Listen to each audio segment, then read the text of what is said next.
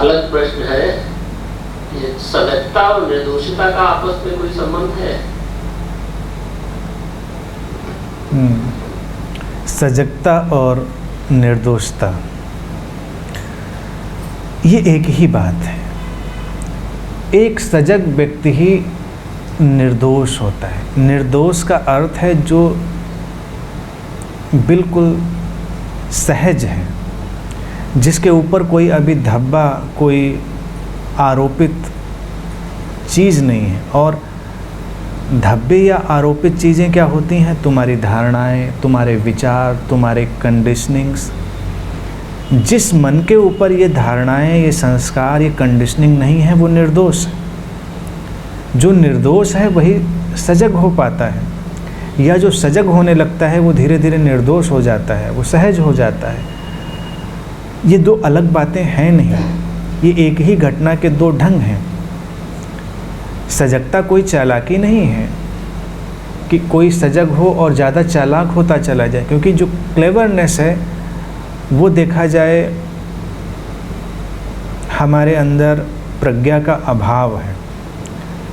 और जब हमारे अंदर बाउंडलेस विजडम आती है, हमारे अंदर की प्रज्ञा जब बहुत बड़ा विस्तार ले लेती है, तो हमें किसी क्लेवरनेस की ज़रूरत नहीं रहती।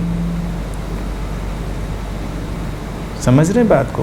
क्लेवरनेस का मतलब है ज्ञान की कमी है, तो हमको आयोजन करने पड़ते हैं। और सजगता और सहजता या निर्दोषता वो अवस्था है जब ज्ञान इतना व्यापक हो गया है कि तुमको कोई आयोजन करने की ज़रूरत ही नहीं पड़ती, वो सहज ही बह रहा है। जो जिस क्षण आवश्यक है वो उस क्षण तुम्हारे अंदर घट रहा है, यही निर्दोष होना है।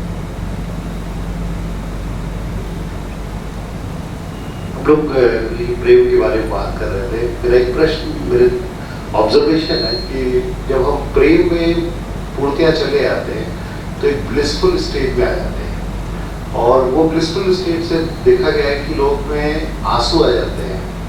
ये तीनों का क्या रिलेशनशिप है?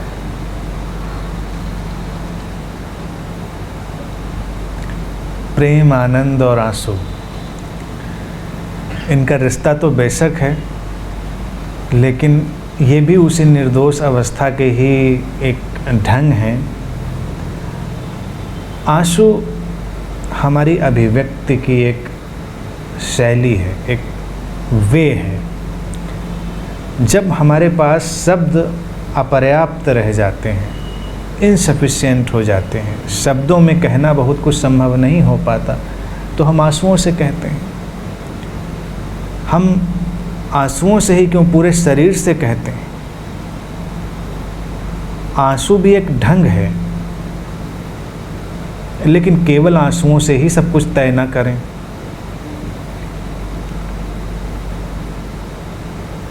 अगर केवल आंसुओं से तय करेंगे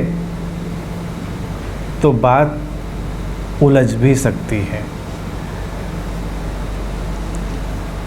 आंसू सुंदर हैं, रहस्यमय हैं, वो गहरे भी हो सकते हैं, वो उथले भी हो सकते हैं।